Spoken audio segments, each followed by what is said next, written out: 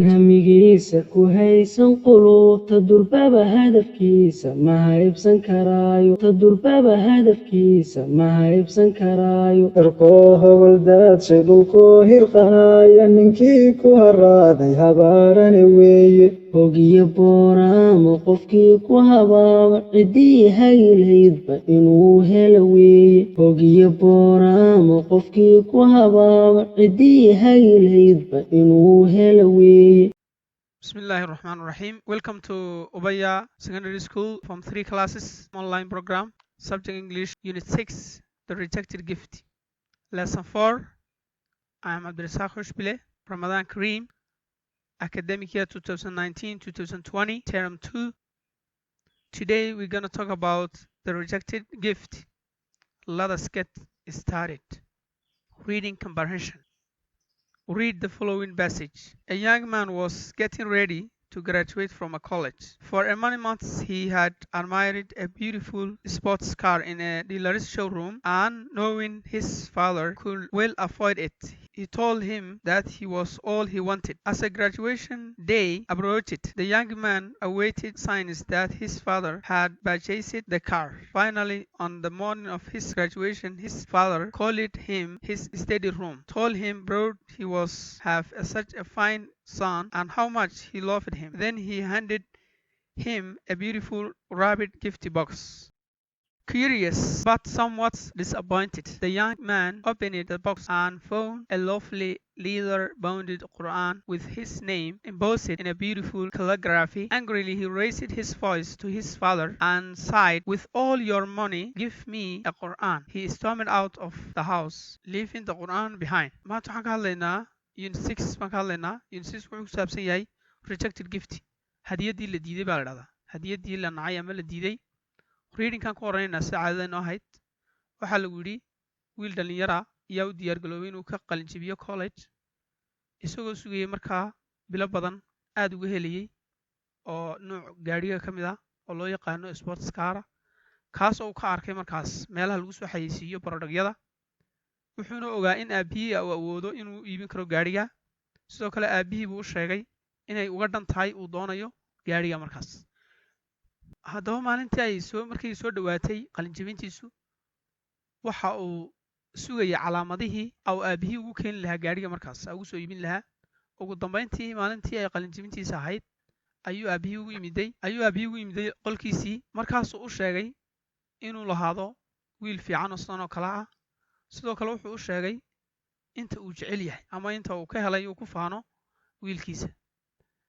Kadibna wuxuu gacanta ka geliyay bogos aad loo qurxiyay oo kaadooysan ayuu gacanta ka geliyay markaas.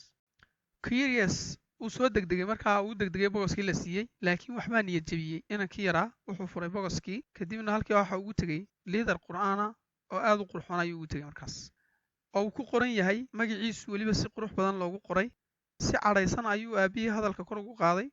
Wuxuuna ku yidhi dhammaan hantidaadii ama lacagtaadii oo dhan waxaad iigu soo iibisay quraan. Kadibna wuxuu ka baxay guriga, quraankiina halkii buu kaga tegay. waayahay aan mar labaad si fiican u dul marno. I'm going to read it again and you should repeat after me. Read after me.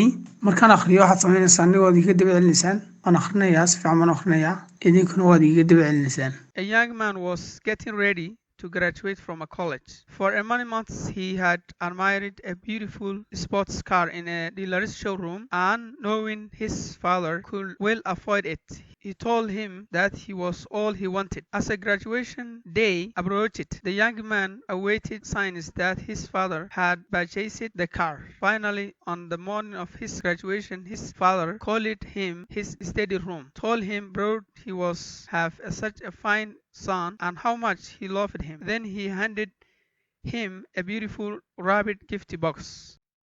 Curious but somewhat disappointed, the young man opened the box and found a lovely leather-bound Quran with his name embossed in a beautiful calligraphy. Angrily he raised his voice to his father and sighed, "With all your money, give me a Quran." He stormed out of the house, leaving the Quran behind. You have 2 minutes to read. Set aside your phone or your mobile, then read it. You have 2 minutes.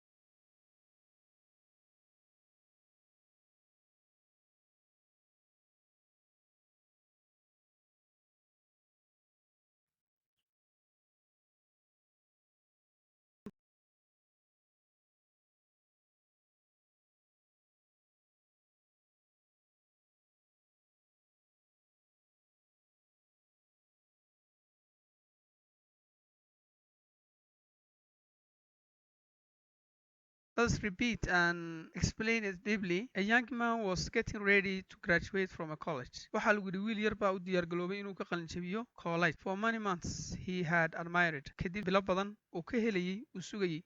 Had admired. Admired means to be amazing something. To be amazing for something. Inaad shay kaaga dhanaato ood ka hesho. Admiring a beautiful sports car. Au rajaynaya markaas inuu helo gaari nooca sportiga ah in dealers showroom. meelaha markaa product lagu soo xayisiiyo dealersku waa maxay waa salesmanska dadka wax iibiya showroomkuna waa meelaha ay kusoo bandhigaan waa where the things are displayed meelaha productska ama waxyaabaha la iibinayo lagu soo bandhigo and he knowing his father will afford wuxuuna ogaaday inuu arrinta aabihii au awood u leeyahay au awoodi karo u iibin karo afford means you are being able to pay inaad bixin karto waxa laga raba inaad awoodo. He told him wuxuu u sheegay aabihii that he was all he wanted. wax xaliya waxa uu rabo u sheegay inay uga dhan tahay ayuu u sheegay markaas. As graduation day approached markii ay soo dhawaatay markaa maalintiisii qalinjabintu the young man wiilkii yaraa awaited wuxuu sugayay signs calaamadaha. Awaited means waa to be expected.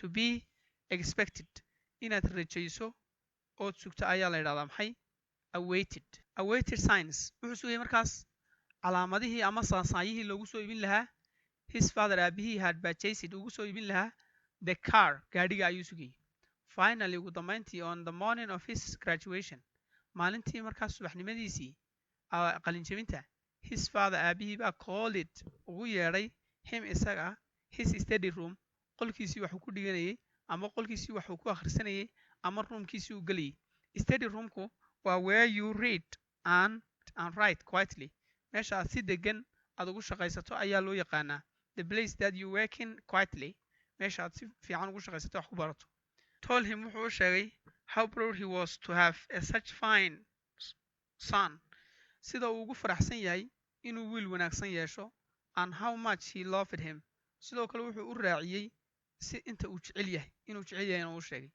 then dabadeed he handed him wuxuu u gacan geliyey ama wuxuu siiyey a beautiful rabbit gift box hadiyada kaadooysan rabbit kaadooyeysan ayuu siiyey markaas curious kii yaraa uu degdegay inuu furo curious waa maxay waa markaad sheegay inaad aad hore u ogaataa doonayso but somewhat disappointed laakiin waxbaa niyad jabiyey the young man wiilkii yaraa opened the boxkuu furay and found wuxuuna halkaa ugu tegay a lovely leather bound qur'aan aad u qurux badan oo leather boundku waa midab aad u qurux badan oo leather ama maasa with his name embossed kaasoo markaas magaciisa embossed waa raised in a beautiful design waa embossed waa ku qurxin decorated lagu qurxiyey kaasoo magaciisa lagu qurxiyey in a beautiful